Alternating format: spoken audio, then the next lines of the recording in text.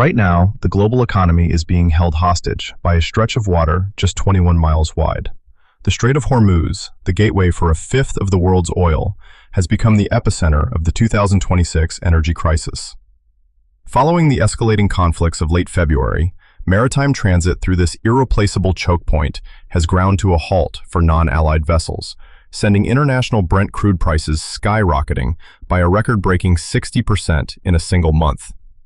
But behind the scenes, a massive geoeconomic shift is underway. The world is building a backdoor.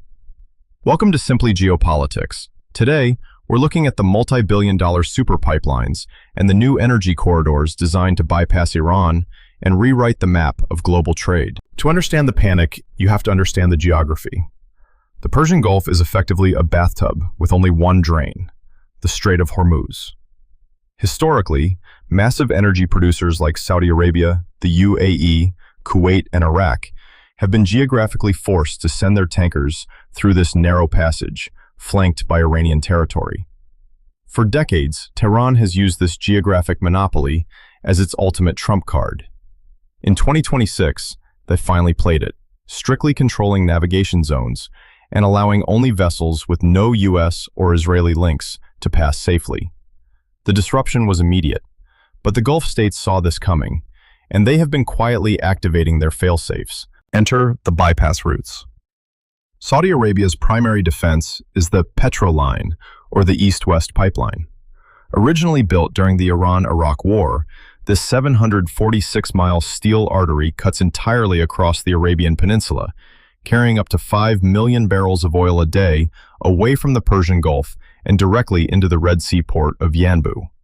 When the strait closed, Saudi Arabia cranked this pipeline to maximum capacity. Meanwhile, the UAE is utilizing the Habshan-Fujairah pipeline. This 2 million barrel a day route bypasses the strait entirely, delivering crude straight to the Gulf of Oman. Together, these pipelines form a crucial, though partial, bypass, but they are vulnerable.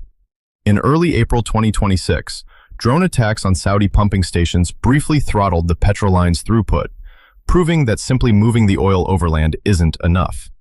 The infrastructure needs to be expanded, and it needs to be fortified. This brings us to the grand strategy currently being debated in geopolitical circles, Operation Overflow. Strategists are calling for a World War II-level infrastructure boom to permanently break the geographic chokehold. We are seeing a major push to integrate these energy routes with the India, Middle East, Europe Economic Corridor, or IMEC. Israeli officials have recently revived proposals to build overland pipelines connecting the Gulf directly to Mediterranean ports like Haifa and Ashkelon. While Riyadh has responded coolly to direct transit through Israel for now, the sheer economic logic of a web of high-security corridors, stretching from the Arabian Gulf through Jordan and Egypt to Europe, is gaining undeniable momentum. We are witnessing the end of an era. The 2026 crisis has proven that relying on a single maritime bottleneck is a vulnerability the global market will no longer tolerate.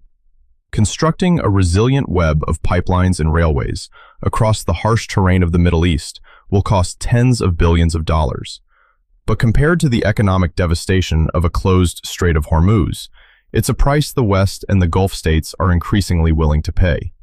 The new oil routes aren't just about energy. They are about fundamentally shifting the balance of power in the Middle East. If you found this analysis helpful, make sure to like, subscribe, and hit the bell icon so you don't miss our next deep dive into the shifting fault lines of global power. Thanks for watching Simply Geopolitics.